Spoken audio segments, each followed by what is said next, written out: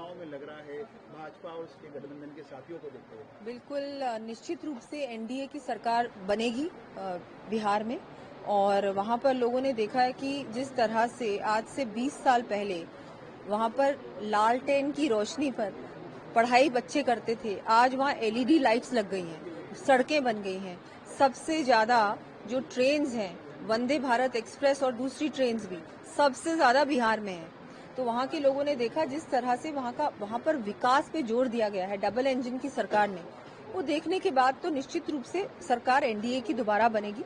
और जो सामने है वो कुछ भी नहीं है, वो तो उनके जो महागठबंधन वाले लोग हैं वो तो उन्हीं को छोड़ के जा रहे हैं। अभी देखा आपने कई उनके दल हैं जिन्होंने अपनी ये कर लिया कि हम तो इस इलेक्शन में हमारे लड़ेंगे ही नहीं इसमें और हम साथ नहीं देंगे इनका। अभी से ये हाल है तो बाद में क्या होगा।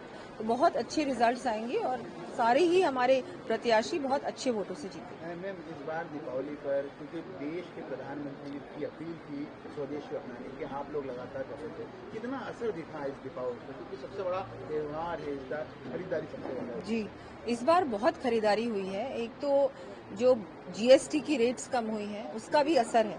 आपने देखा होगा ट्रैफिक जैम्स हो रहे हैं लेकिन ट्रैफिक मैनेजमेंट भी पहले से अच्छी है और पूरी तरह से लोग सब खरीदारी में लग रहे हैं। और ये चीज सबके अब मैं मानती हूँ कि ये चीज सबने मान ली है कि हमको सबको हमारे स्वदेशी प्रोडक्ट्स को ही अपनाना है, स्वदेशी ही पहनना है, स्वदेशी ही खरीदना है और स्वदेशी ही बेचना है। तो ये एक जो चेंज आया है लोगों में, इसके लिए मैं माननीय प्रधानमंत्री जी का धन्यवाद देती हूँ।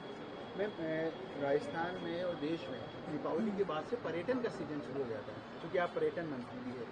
कितनी उम्मीद है राजस्थान में, क्योंकि राजस्थान में किले, बावड़िया और ऐतिहासिक धरोहर है, तो इस बार पर्यटन को कितना बूम मिल पाएगा? और आपने काफी काम भी करा है। जी, हम लोगों ने जो एग्जिस्टिंग हमारे टूरिस्ट डेस्टिनेशंस हैं उनको साफ सफाई, वहाँ पर व्यवस्था, वहाँ पर सड़कें, वहाँ पर रहने की व्यवस्था, क्या है लोगों को यही चाहिए होता है।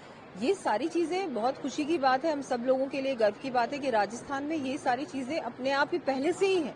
लेकिन उनको व्यवस्थित बनाने का जो काम है, जो गवर्नमेंट की जिम्मेदारी, उस पर हम लोग जोर दे रहे हैं। नए डेस्टिनेशंस क्रिएट करना, जैसे महाराणा प्रताप सर्किट है, पुष्कर है, खाटू श्याम जी में काम हो रहा है, इन पे ध्यान देना, रूरल टूरिज्म को प्रमोट करना, वाइल्ड लाइफ जो हमारे डेस्टिनेशंस हैं उनमें भी और अच्छी व्यवस्थाएं बनाना, नए हम टाइगर सेंचुरीज और कौन सी क्रिएट कर सकते हैं उन पे ध्यान देना।